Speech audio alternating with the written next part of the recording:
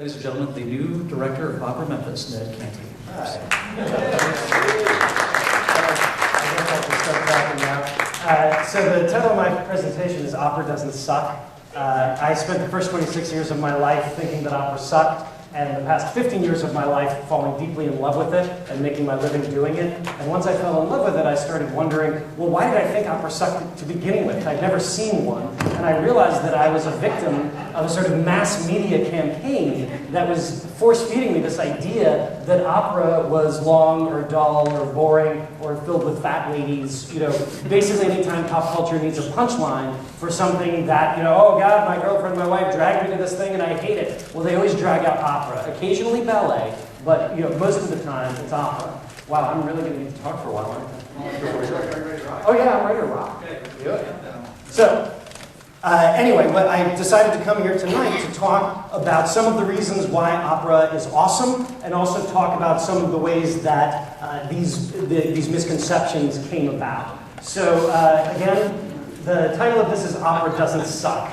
I think that most people who haven't seen one, who don't love it, have this weird underlying suspicion that opera sucks. Now, this wasn't always the case. For a long time, and in many other countries, opera is a part of pop culture. In America, we had Bugs Bunny cartoons about opera. We had Beverly Sills on The Muppet Show. We had operas written for television. We even had opera singers who would advertise cigarettes. It was really deeply ingrained into our pop culture. But today, if you ask someone about opera, this is the woman they think of, this fat chick with the metal bikini and the Viking helmet. And it's interesting how this came about. Now, first of all, before I talk about the genesis of it, it's important to know this is a decades-old cliche. These are some of the women that are going to be singing at Opera Memphis in the next year or two. As you can see, they look like exactly what they are. Highly trained performance professionals who treat their bodies like temples because their bodies are what produces their voice. It's very important for them to be fit. And just for the ladies, you know, before 1980, you had my boy Pavarotti. Today, you have my boy Dan Okulich, who's not only a great singer and a great actor, he has great abs.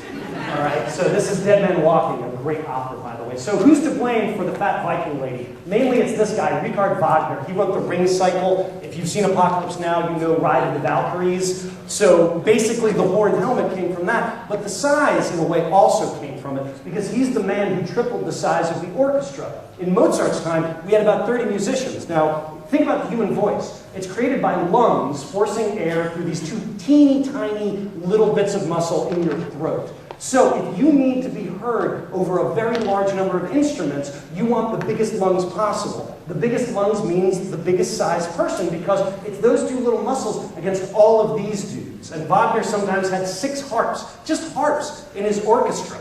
Now, you don't need to be huge, but it doesn't hurt. So, a few reasons why, that's how that started. A few reasons why opera is awesome. Number one is authenticity. Opera is one of the few art forms today that doesn't involve amplification. There's nobody at a soundboard. There's no auto-tune. Everything you hear is being created live in front of you. That is so rare today. Number two, the theorbo. This is an instrument used in Baroque operas. It's like 6 feet long. It's basically a bass lute, and it's awesome. And this guy gets to say, my job is being a theorbo player. And my job involves saying the word theorbo. So, number three, music and words and images combined are inherently stronger and more powerful than any one individually. They are more than the sum of their parts. I didn't learn that from opera. I learned that from MTV. I grew up watching MTV. Number four, hot girls kissing. Now, a lot of opera roles were written for castrati, guys who got snipped when they were still boys so they would keep that nice high voice. Today, those roles are played by women, so a lot of these operas involve hot girls kissing. So, number five, great stories. Tosca. It's filled with sex, with violence, with political intrigue. Trovatore involves a crazy gypsy woman who takes a baby and throws him into a fireplace and then says, oh my God, I've thrown the wrong baby into the fireplace. Best date ever. If you want a special date, there are very few things you can do that are better than a night at the opera. It's special, it's transcendent. It's not something you can achieve every day. It shows forethought. A lot of operas are romantic or funny or tragic, which is also good. Number seven, great comedy. Commedia dell'arte led directly to the opera. Opera led directly to theater and sitcoms. So a lot of Italian comic operas like Don Pasquale are essentially Three's Company episodes, and good ones. Essentially, the Fledermaus is the Pina Colada song. So what should you do with this new information? First, see one of these 5 operas. These are 5 of the great tragic operas of all time. La Bohème and Pagliacci are 2 of my personal favorites. I would recommend them if you're looking for suggestions. After you see one of those, see one of these. These are 5 of the great comic operas of all time. Barber of Seville is actually going to be here in Memphis in April. Orpheus in the Underworld is where the can comes from. It's a great comic operetta, which hopefully we'll be doing in a few years. Next, see one of these 5 operas. These are 5 20th century American masterpieces, all written in English, all worth seeing. Now, if you see one of each of these 3 operas and you don't like any of them, well, then the odds are you probably just don't like opera, and that's fine. But make that decision for yourself and then go off and do one of these other great things that you can do with your time. But if you're going to do one of those, make sure that you're doing it because that's the thing you love more than opera, not because you think opera sucks, because a commercial director decided he needed a punchline for his 30-second spot.